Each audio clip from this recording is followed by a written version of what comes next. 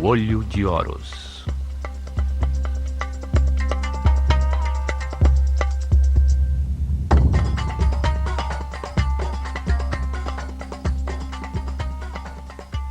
Terceira parte. A Esfinge, Guardião do Horizonte.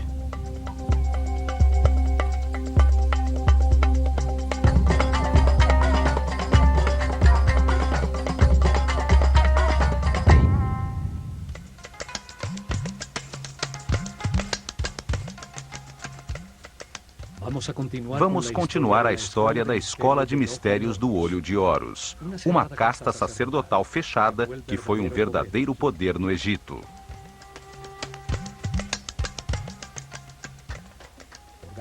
Foi organizada por sacerdotes sobreviventes ao dilúvio, possuidores de registros e conhecimentos da desaparecida civilização Atlante. Seres muito evoluídos que viram o cataclismo como oportunidade de estruturar uma nova civilização dedicada ao aperfeiçoamento espiritual.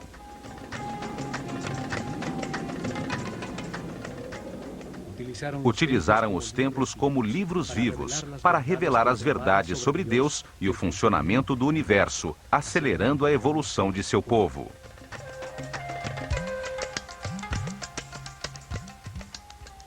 Nos templos, concentraram o conhecimento e a riqueza, transformando-os em polos impulsores do desenvolvimento da civilização egípcia. Ensinaram que o Espírito Eterno reencarna repetidamente como homem na Terra para viver um processo de aperfeiçoamento criado por Deus.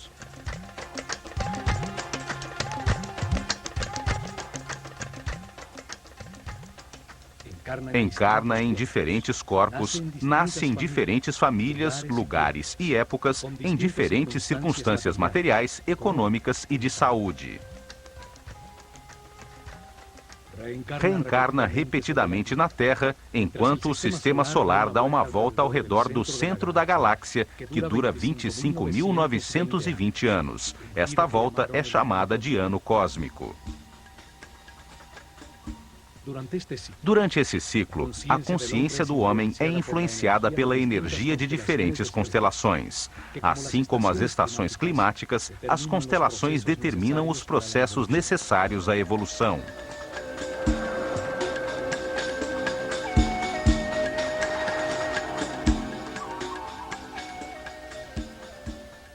Os egípcios acreditavam que as estrelas que iluminam o dia do nascimento marcam o destino do homem e, em escala maior, o de toda a humanidade.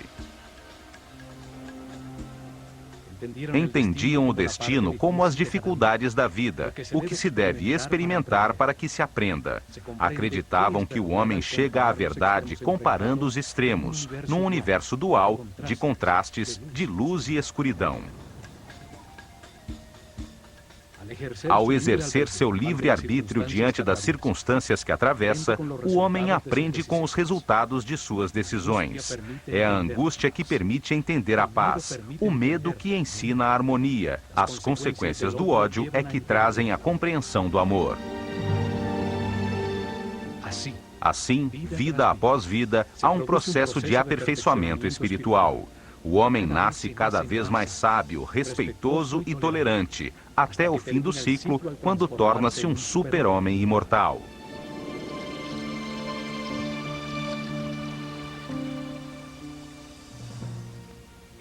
Nesse momento de iluminação, lembra-se de todas as vidas, da corrente de erros que cometeu, entendendo que, graças a eles, compreende hoje a razão de sua existência.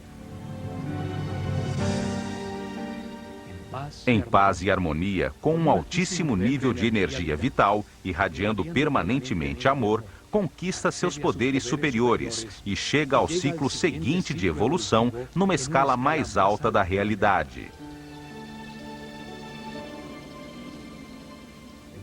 O processo evolutivo transforma a sua animalidade original, tornando-o um mestre elevado, um respeitoso ser imortal, capaz de experimentar a ausência de limitações.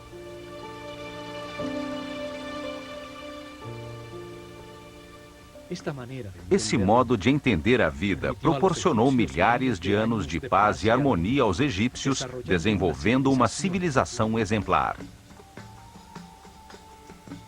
Os sacerdotes do Olho de Horus deixaram essas verdades no interior de seus templos. Por isso, nesta série de programas, os percorreremos um a um.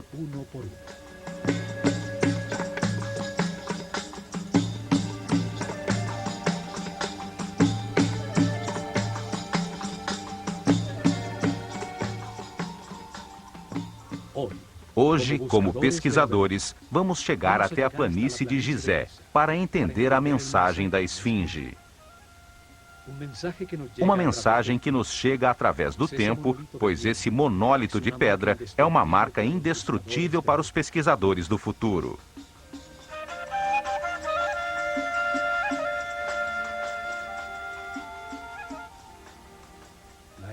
A Esfinge revela movimentos astronômicos registrados há milhares de anos e comprovados no ciclo anterior pela humanidade atlante. A crença hoje é de que Atlântida foi um mito.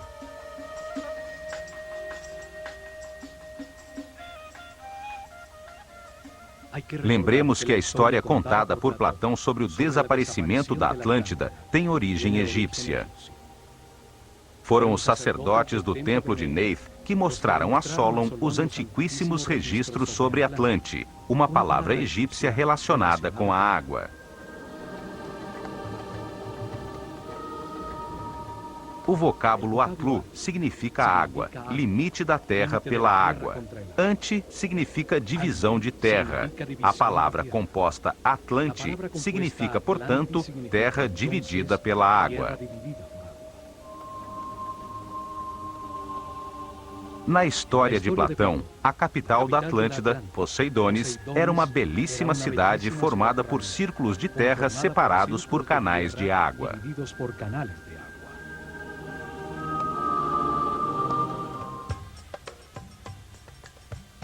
Para descobrir os segredos da Esfinge, analisemos sua forma simbólica, seu gigantesco tamanho em pedra monolítica, sua localização precisa e a direção de seu olhar. Vamos recriar os movimentos dos astros depois do dilúvio, as marcas de erosão pela chuva em seu corpo e o seu significado.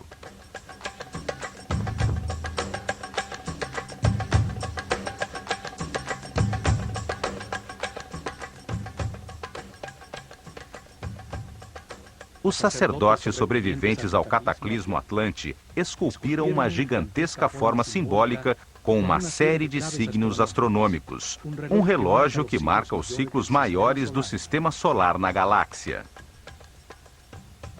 Analisaremos estes signos para entender que a Esfinge é o maior e mais antigo registro do tempo sobre o planeta. A primeira data marcada é a do Zep Tepi, o Tempo Novo, o momento em que se inicia o tempo zero da nova civilização depois do dilúvio.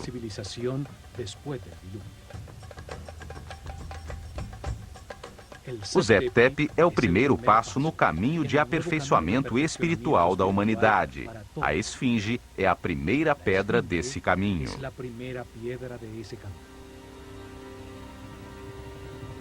A segunda data estabelecida é a do último cataclismo, que aconteceu há 13.000 anos.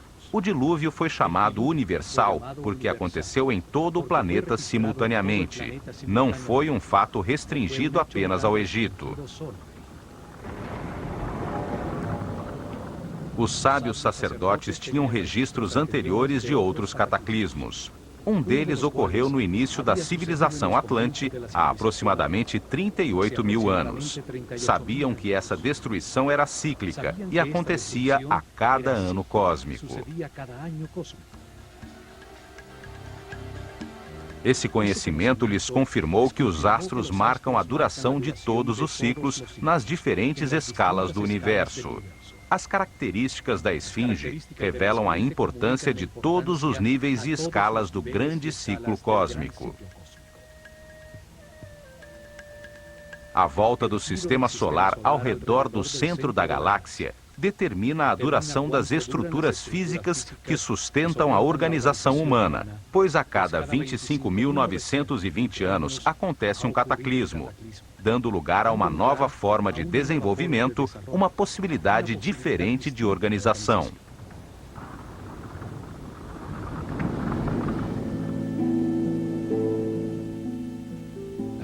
As estruturas que organizam a vida e o desenvolvimento da humanidade sofrem destruições periódicas. Ao final de cada ciclo cósmico, grandes mudanças acontecem no Sol, causando fortes alterações climáticas que destroem tudo o que foi construído na Terra. Os sacerdotes do Olho de Horus ensinaram que isso fazia parte do processo criado por Deus para permitir novos desenvolvimentos sobre a Terra, novas expressões que permitam encontrar diferentes formas de ver o universo. É como se o corpo da humanidade morresse a cada 25.920 anos para renascer numa forma mais perfeita, assim como acontece com o homem, mas na escala coletiva de uma mente maior.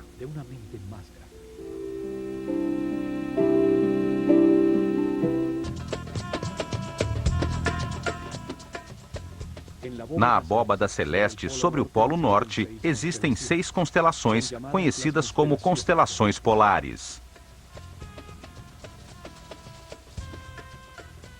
Abaixo, perto do Equador, existem 12 constelações zodiacais.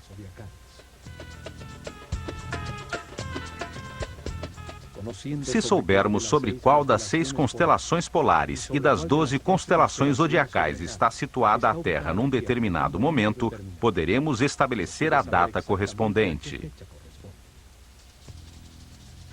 O sistema solar dá voltas ao redor da galáxia sobre uma linha imaginária chamada eclíptica. Cada volta dura 25.920 anos, um ciclo eterno, chamado de ano cósmico pelos sacerdotes egípcios.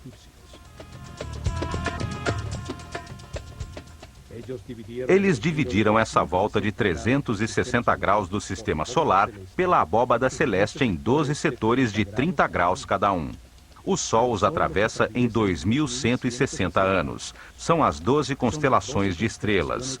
Cada uma tem o nome de um animal, o círculo de animais, o zodíaco.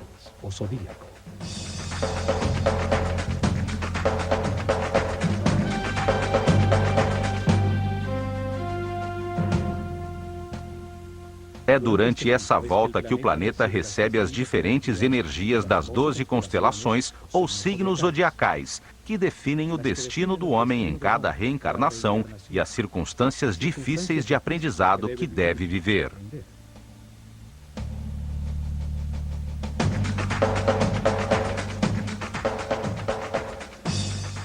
Partindo da posição que ocupa o sistema solar atualmente sobre a eclíptica, ao 0 grau, finalizando a Era de Peixes, entrando na Era de Aquário, retrocedemos 180 graus. Aqui se encontrava o sistema solar há 12.960 anos, 180 graus para trás, na constelação de Leão. Os cientistas atuais dizem que aproximadamente nessa época aconteceu o final de uma era, quando o gelo se derreteu e aconteceu o dilúvio.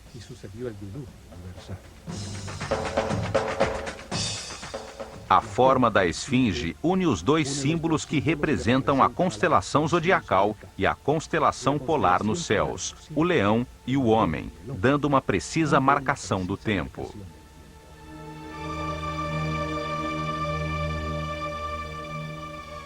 Essa forma representa os dois níveis em que se encontram essas estrelas. O corpo de leão representa a constelação homônima, enquanto o homem é o símbolo da constelação polar a que chamamos de Hércules, e que os egípcios chamavam de Tum, o Adão da mitologia astronômica. O movimento combinado nestes dois planos celestiais foi chamado de par e passo, as duas constelações pelas quais passa a Terra em seu percurso pela galáxia, na chamada precessão dos equinócios. A esfinge marca, assim, o Zep-Tep, o tempo novo. A estrela polar chama-se assim por sua localização sobre o Polo Norte, diretamente sobre a coluna vertebral do planeta, seu eixo.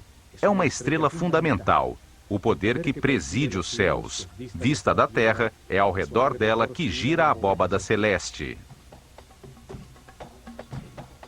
A inclinação do eixo de rotação do planeta em relação ao Sol muda lentamente durante o percurso cósmico e aponta num segundo círculo, mais acima no céu, para 6 diferentes estrelas polares.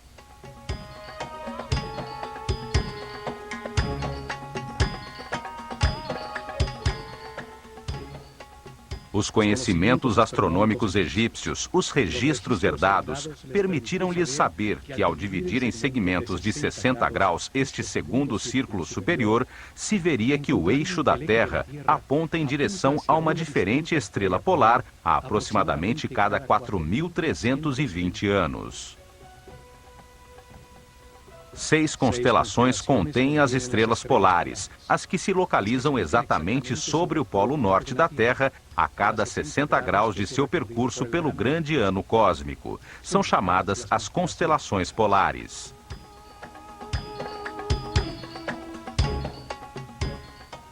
Na constelação da Ursa Menor está a estrela Polaris, localizada atualmente sobre o polo norte. É a estrela que guia os navegadores. Há 4.320 anos, a estrela polar era Alfa Draconis, situada na constelação de Draco, o dragão.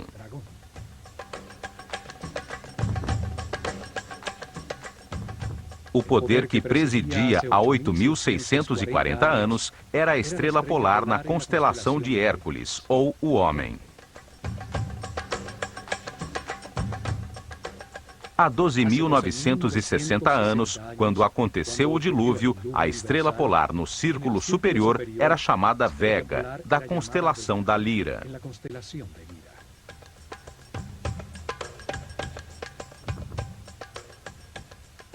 E 60 graus antes, ou há 17.280 anos, brilhava sobre o Polo Norte a estrela Deneb, na constelação de Signos, o Cisne.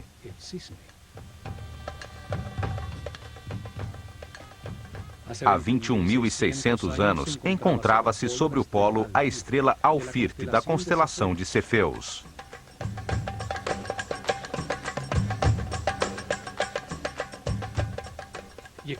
E exatamente há 25.920 anos, ou uma volta completa do chamado ano cósmico, a estrela Polaris, da Ursa Menor, brilhava sobre o polo, como atualmente. Estas duas séries de constelações afetam continuamente o homem, tanto as 6 do Círculo Alto Polar, quanto as 12 do Círculo Baixo do Zodíaco. Ambas giram sobre um eixo polar virtual situado no centro da galáxia, o eixo da coroa.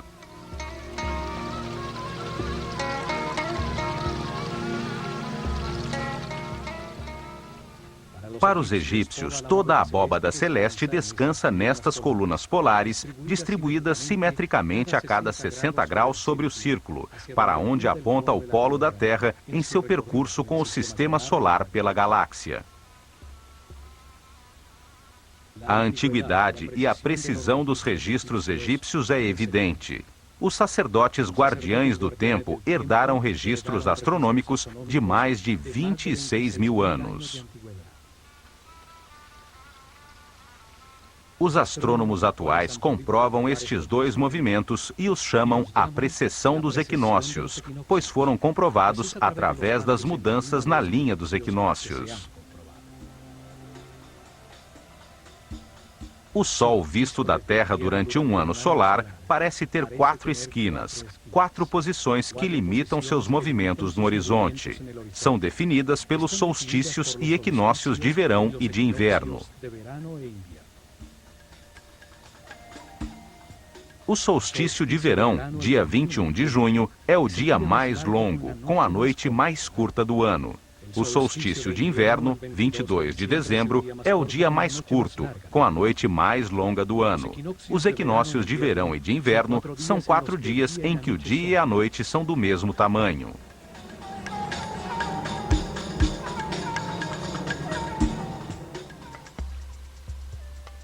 Na latitude de Gizé, o Sol nasce em frente à esfinge nos equinócios, a 28 graus a nordeste no solstício de inverno e 28 graus a sudeste no solstício de verão.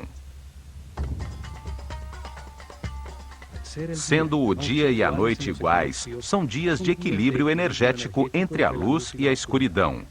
Dias em que se abrem as portas dimensionais de espaço e tempo, sendo por isso importantes em todas as culturas da Terra. A cada ano, a linha imaginária que une os dois equinócios muda ligeiramente de inclinação com relação ao Sol. A cada 72 anos, 1 grau. A cada 2.160 anos, 30 graus. E a cada 25.920 anos, muda 360 graus.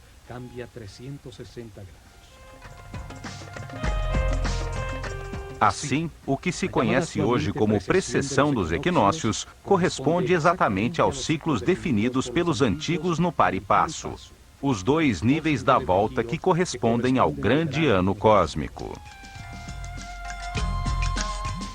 A forma da esfinge, ao unir o signo de Leão com o do homem da constelação de Hércules, marca o momento imediatamente após o dilúvio, uma catástrofe que acontece periodicamente no final do grande ciclo cósmico, a cada 25.920 anos.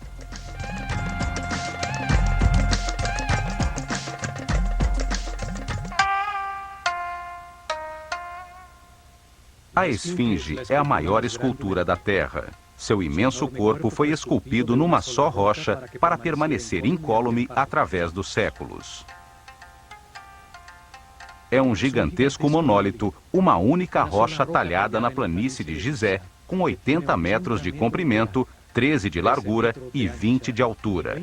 É do tamanho do quarteirão de uma cidade média.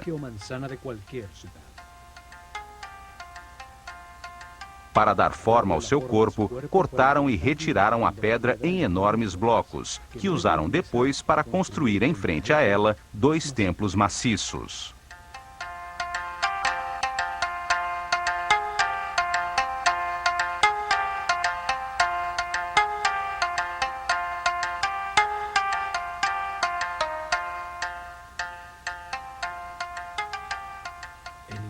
Enigmática e poderosa, é a obra de arte mais grandiosa da antiguidade chegada até nós.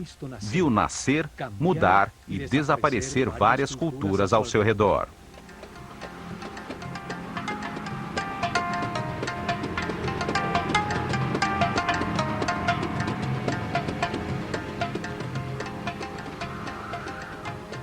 A esfinge está situada num ponto muito especial na Terra, a planície de Gizé, também conhecida como Rostal no antiquíssimo livro dos mortos.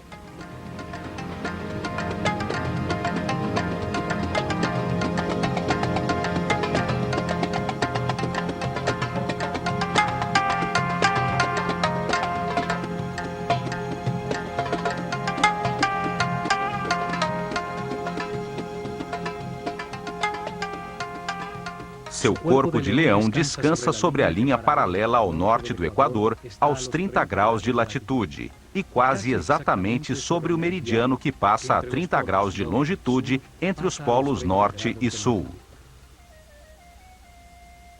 30 graus de latitude, 30 graus de longitude, sobre um dos pontos diamagnéticos do planeta. Hoje se sabe que ao redor da Terra, sobre os paralelos de 30 graus norte e sul de latitude, e a distâncias harmoniosas, regulares e equidistantes, passa a rede eletromagnética do planeta.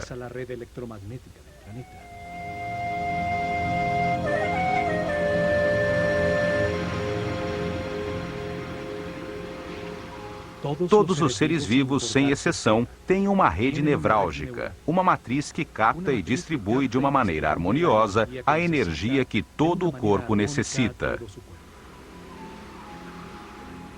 A Terra está rodeada por essa rede geometricamente pura, de linhas equidistantes, baseadas em poliedros regulares, por onde passa a energia que a mantém viva.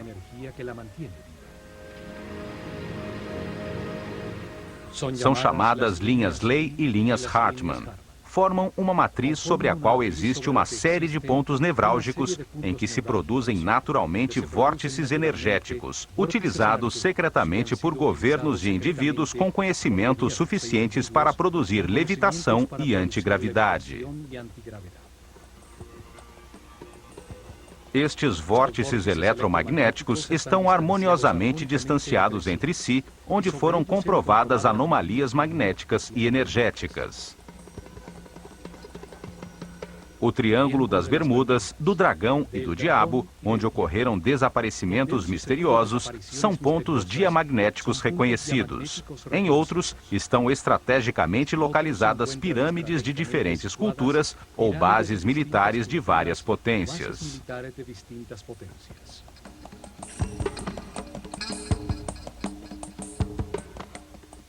Utilizando a tecnologia adequada, pode-se aproveitar a energia do planeta sobre esses pontos nevrálgicos para anular a gravidade de qualquer objeto em seu campo de ação. Também nestes pontos foram realizadas experiências de translação dimensional, como as realizadas nos Estados Unidos no chamado Projeto Filadélfia, coordenado por Nikola Tesla em 1943. Nestes vórtices se produzem portas dimensionais que se abrem e se fecham ao entardecer nos dias de equinócio. Os egípcios consideravam o dia dos equinócios como a porta de Maat, a deusa do equilíbrio e da justiça. Nestes dias, realizavam cerimônias especiais com iniciados da Escola de Mistérios na planície de Rostal. Aproveitavam o vórtice para culminar os anos de preparação, nos quais os sacerdotes dos 5º e 6º níveis de consciência eram impulsionados por uma força externa para experimentarem dimensões mais elevadas. Com o conhecimento herdado dos sacerdotes do Olho de Horus a respeito da rede eletromagnética, construíram sobre ela a Grande Pirâmide, para transformar com fins espirituais sua inesgotável energia. Na Grande Pirâmide, recebiam no corpo as energias condensadas do planeta, conseguindo altíssimos níveis de vibração, como se obtivessem estados especiais de consciência.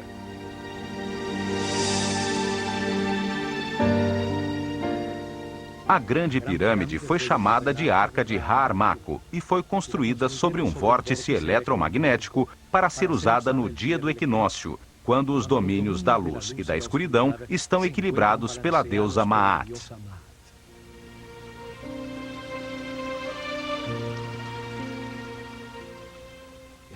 Nesses dias, nasciam os Néters, espíritos excepcionais, os Shensu-Hor, seguidores de Horus, irradiando amor e guiando o povo, elevando seu nível de consciência com seu exemplo e informação sobre a realidade do universo.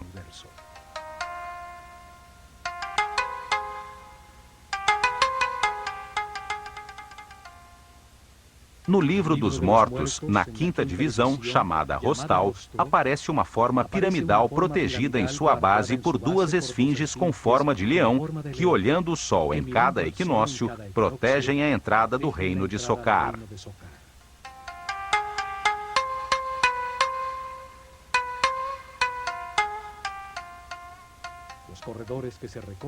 Os corredores que levam ao topo se parecem com as passagens da Grande Pirâmide. É lá que acontece a transformação do Osíris interior de todo ser humano. Lá encontra a iluminação que o transforma em Horus, o super-homem imortal. A forma de leão também tem relação com esse processo evolutivo.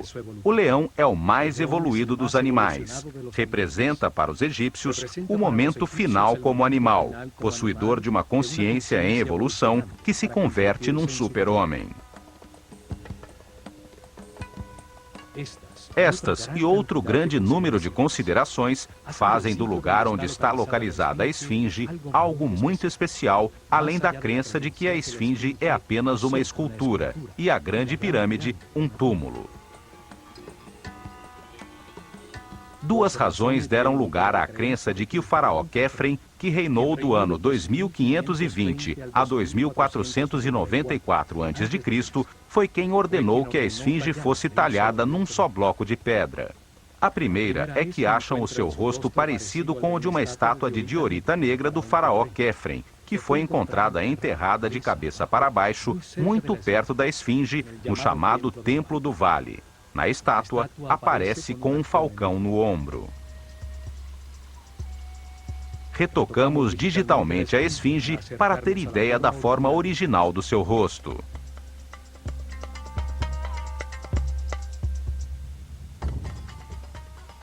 Achamos que as duas feições são muito diferentes das de Quefren.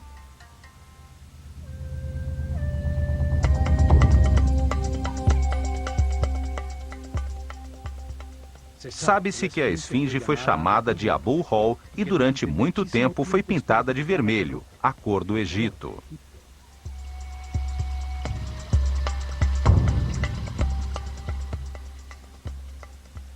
O tempo levou embora o peitoral de pedras semipreciosas, o simbólico enfeite do queixo, as cores de seu elegante turbante e todas as pedras polidas de granito branco da pirâmide de Quefren.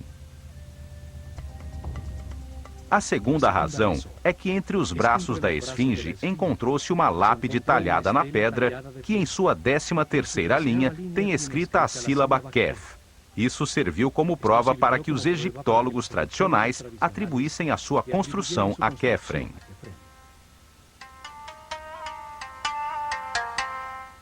A lápide foi escrita pelo faraó Tutmoses IV, que reinou de 1401 a 1391 a.C., para comemorar a restauração e retirada da areia que a cobria. Ali se afirma que a esfinge é a personificação de um grande poder mágico que existe neste lugar desde o início dos tempos, o Zep-Tepi. Seu texto narra que, sendo Tutmoses IV muito jovem, viu num sonho o rosto da esfinge, dizendo-lhe que o tornaria faraó se a livrasse da areia que a cobria até o pescoço.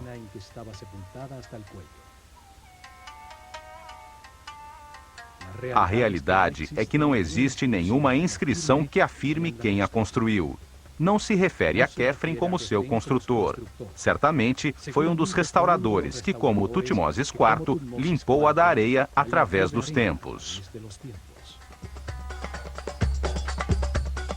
Em outra pedra talhada, chamada a Lápide do Inventário, encontrada em Gizé por Auguste Mariette, se afirma que o faraó Quéops, antecessor de Quefren, ordenou construir um templo ao lado da esfinge, o que prova que ela já estava lá, e que seu sucessor não pode ter sido o construtor. No entanto, esta lápide não é reconhecida pelos egiptólogos tradicionais, que alegam que não é original e que o estilo em que está escrita não corresponde à época de Quéops.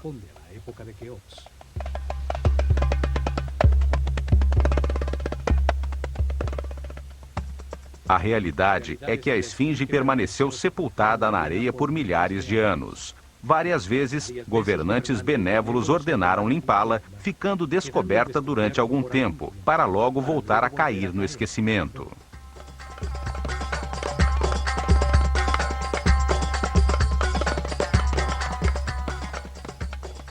A direção de seu olhar acrescenta outro dado a este mistério. Sua cabeça de homem olha fixamente para o leste, contemplando o nascimento do sol há milhares de anos.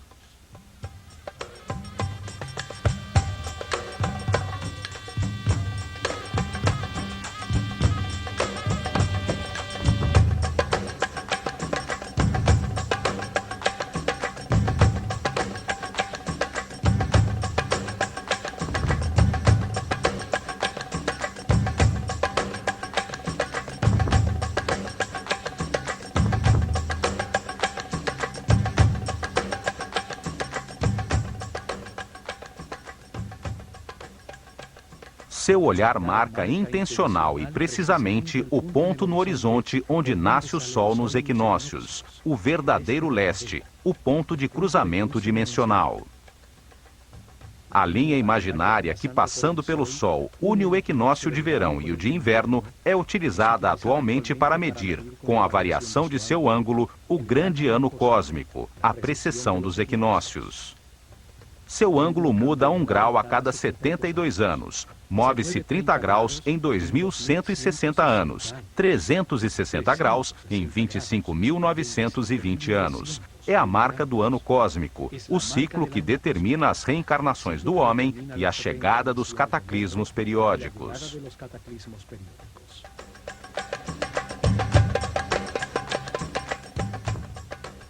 Utilizando a localização precisa da esfinge, cientistas norte-americanos realizaram simulações da abóbada estelar, programando no computador a posição da Terra a 12.960 anos sobre a eclíptica, a curva que percorre o sistema solar.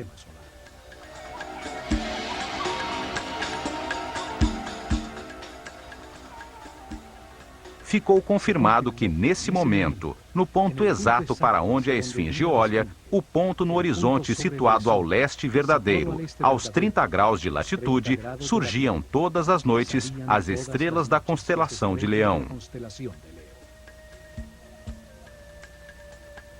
A esfinge olhava no horizonte à sua frente as estrelas do signo zodiacal de Leão, a constelação que atravessava o sistema solar naquele momento, confirmando a mensagem do tempo, de sua forma simbólica e de sua localização exata. Nesse mesmo momento, a 90 graus sobre o mesmo horizonte, mas olhando em direção ao sul, situava-se a constelação de Órion, 9 graus sobre a linha do meridiano norte-sul. Enquanto a estrela Sírio, a mais importante para os egípcios, pois a sua aparição anunciava a enchente do Nilo, se situava ao nível do chão, 14 graus à esquerda do meridiano.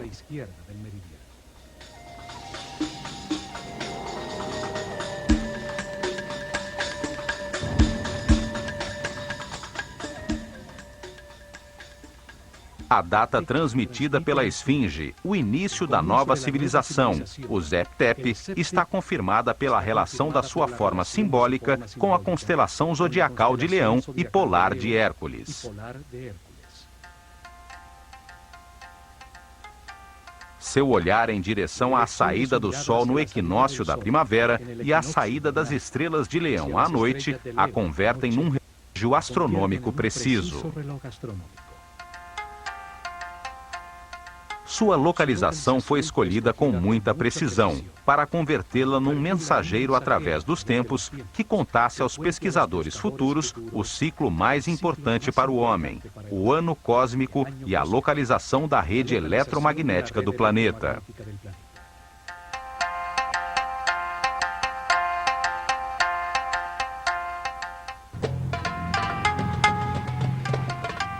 Outro elemento na esfinge também confirma o Zep-Tep, o momento de sua construção. Trata-se de uma prova de origem geológica e climática. Em 1960, o matemático francês René Schwaller de Lubbock afirmou que o corpo leonino da esfinge apresenta sinais de erosão provocada pela chuva.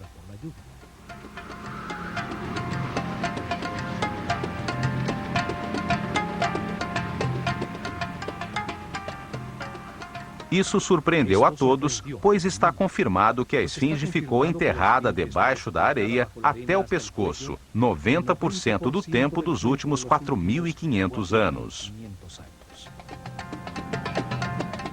Desde 2500 a.C., a data tradicionalmente aceita de sua construção pelo faraó Quefren, apenas poucas vezes, alguns governantes benévolos se preocuparam em restaurá-la e retirar a areia de sua superfície. Uma dessas últimas limpezas foi realizada por Napoleão quando esteve no Egito.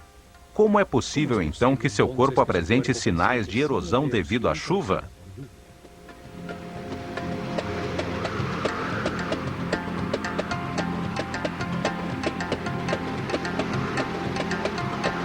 Está mais do que comprovado que o clima do Egito, árido e pouco chuvoso, não se modificou nos últimos 4.500 anos. Os cientistas nos dizem que a mudança climática radical que aconteceu nessa região no fim do Pleistoceno converteu-a, aos poucos, no deserto que vemos agora.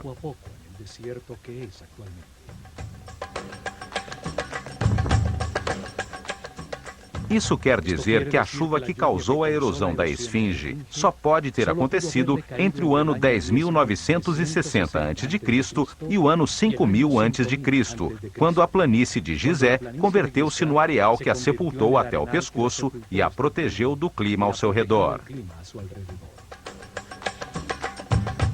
Uma expedição da Universidade de Boston comprovou as marcas de erosão, confirmando que eram causadas pelas chuvas e determinou que as profundas marcas foram geradas durante milhares de anos.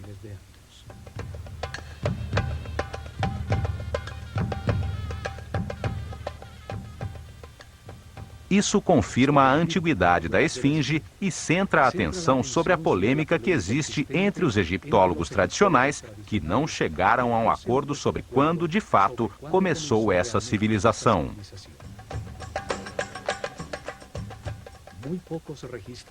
Pouquíssimos registros de governantes sobreviveram até hoje, e os existentes são aceitos apenas parcialmente. O papiro de Turim e a galeria dos cartuchos no templo de Osíris, em Abidos, têm os nomes dos faraós aceitos atualmente.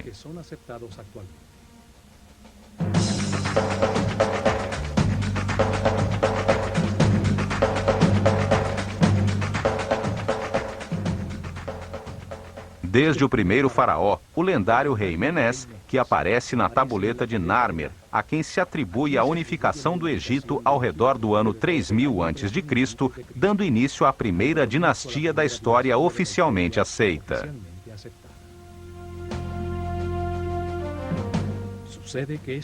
Acontece que essas listas, e a que o sacerdote Maneto escreveu no ano 300 a.C., em sua História da Civilização do Egito, começam na realidade muito antes no tempo, com outros governantes que não foram aceitos, alegando-se que eram mitos.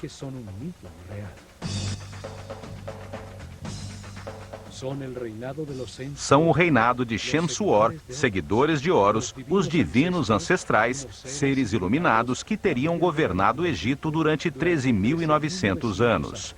Depois, o reinado dos Aku, os sábios, outros governantes excepcionais, cujo reinado, segundo essas listas, durou 11.000 anos antes de começar o reinado dos faraós, que durou 30 dinastias. Isso quer dizer que a civilização existiu no Egito ainda antes do dilúvio, durante o ciclo anterior a que chamamos Atlante, e que no Zep-Tep um novo ciclo recomeçou a partir dos conhecimentos herdados.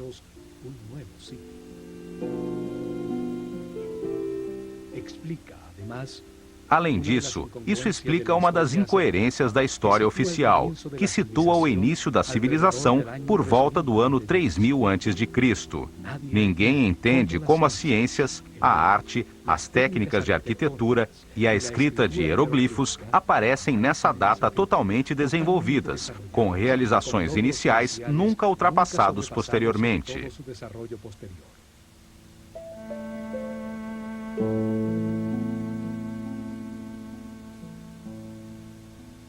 Não se entende como o complexo de Saqqara aparece de repente do nada, com ladrilhos cozidos, finíssimos acabamentos cerâmicos, harmoniosos detalhes arquitetônicos, colunas e pirâmides capazes de resistir durante milênios.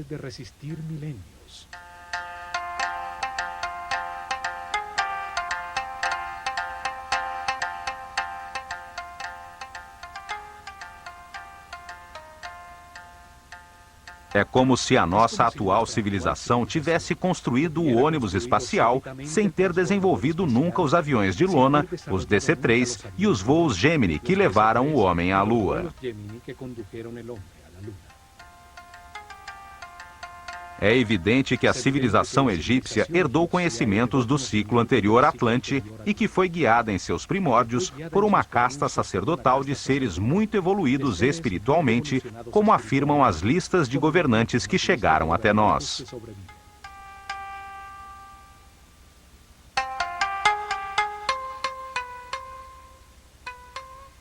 Isso confirma que a esfinge foi talhada na pedra por sacerdotes da escola de mistérios do Olho de Horus, logo depois do dilúvio, no período pré-dinástico do Egito. A esfinge é uma imensa escultura construída em uma só peça para resistir incólume à passagem dos séculos. Sua forma simbólica foi cuidadosamente escolhida para tornar-se um relógio astronômico. Foi colocada de uma maneira precisa sobre um ponto diamagnético do planeta, indicando forças planetárias no ponto onde posteriormente se construiu a Grande Pirâmide.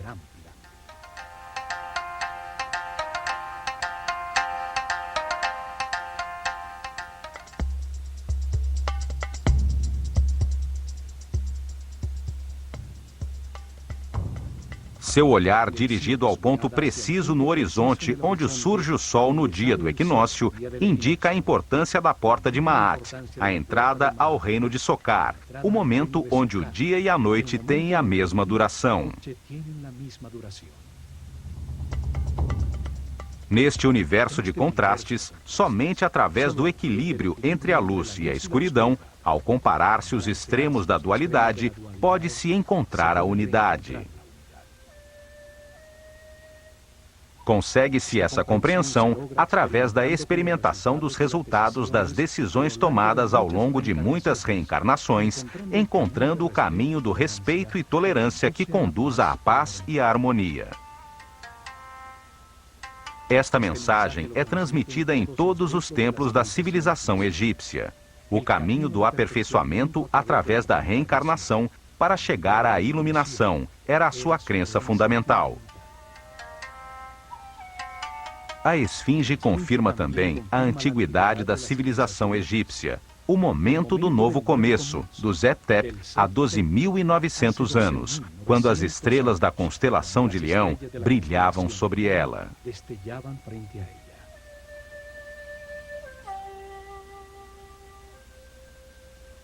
A esfinge marca a existência do ano cósmico, o ciclo mais importante para a humanidade. Confirma que, se de fato a civilização Atlante existiu, representa a certeza de que existe uma alta escola de sabedoria.